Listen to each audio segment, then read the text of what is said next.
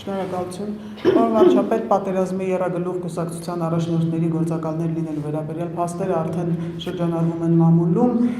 մասնավորապես Ռոբերտ Քոչարյանի հայտնի ձայնագրությունը, Ծառուկյանի անձնագրի պատճենը, Սամվել Կարապետյանի FSB-ի աշխատակից լինելը եւ Նարեկ Կարապետյանի Ռուսաստանի Դաշնության անձնագիր ունենալը թաքցնելը։ Արդյոք իրավապահները զբաղվում են եւ ինչ է սա ենթադրում նաեւ քաղաքական առումով։ Շնորհակալ եմ, դուք հիշեցիք Ռոբերտ Քոչարյանի ձայնագրության մասին եմ ասում։ Ես երաշխավորում եմ, որ դա իրական օրիգինալ ձայնագրություն։ Երաշխավորում եմ։ Ընդ որում դա հեռախոսային խոսակցություն չէ, խմելտորեն դա ձայնային հաղորդագրություն է, որ միջնորդի միջոցով ուղարկված ձայնային հաղորդագրություն։ Իրականության 100%-ով համապատասխանում է։ Երաշխավորում եմ։ Դա անձամբ Ռոբերտ Քոչարյանն է, այդ ձայնային հաղորդագրությունը հեռախոսի վրա թողել, ուղարկել միջնորդի միջոցով։ Եվ ինձ համար զարմանալի է, որ մինչև հիմա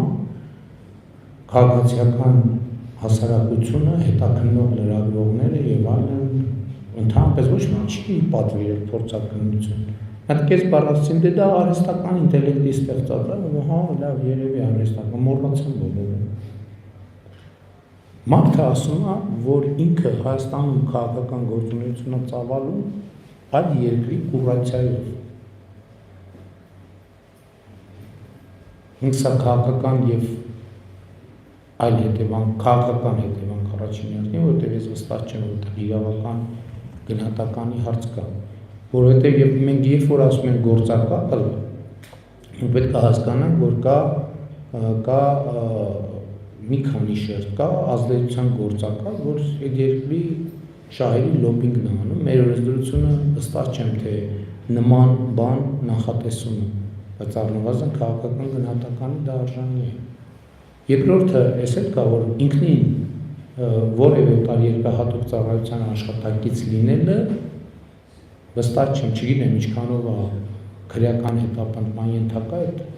իրավաբանները կգնահատեն եւ գնահատական կտան։ Կեղծ տեղեկություններ տալը քաղաքացիության վերաբերյալ, ես ինչքան գիտեմ, նախատեսված է եւ եթե չեմ սխալվում, հաղորդակցություն է եղել, որ քրեական գործ է հարուցված, քրեական գործով կպարզվի, կապացուցվի, չի ապացուցվի։ Այդքանը Հավանիչ տեսանյութը եւ բաժանորդագրվիչ նորությունները բաց չթողնելու համար